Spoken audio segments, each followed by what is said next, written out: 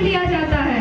भगत सिंह का जन्म 18 सितंबर 1907 ईस्वी को पंजाब के लायलपुर जिला के बंगा गांव, जो कि पाकिस्तान में है, के देशभक्त सिख परिवार में हुआ था।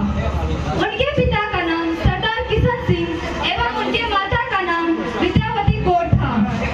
जिस दिन भगत सिंह पैदा हुए उस दिन उनके पिता एवं उनके दो चाचा सरदार अजीत सिंह एवं किशन सिंह तीनों जेल में अंग्रेजों के खिलाफ होने के कारण गिरफ्तार थे। भगत सिंह के पैदा होते ही उन तीनों को रिहाई मिली, जिस वजह से घर में और भी खुशी का माहौल बन गया। उसकी दादी ने इस खुशी के अवसर पर भगत सिंह का नाम भागो वाला रखा, जिसका अर्थ होता है अच्छे भाग्य वाला। उन्होंने 14 वर्ष की आयु से ही देश के स्वतंत्रता सेनानियों के कारण उनका मदद करने लगा। उन्होंने डीएवी स्कूल से अपनी 9वीं की परीक्षा उत्तीर्ण की।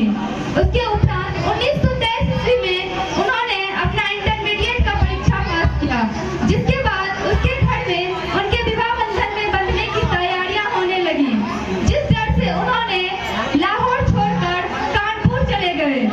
उन्होंने स्वतंत्रता के देश की स्वतंत्रता में ऐसे रमे जैसे कि अपना पूरा जीवन ही देश को समर्पित कर दिया हो।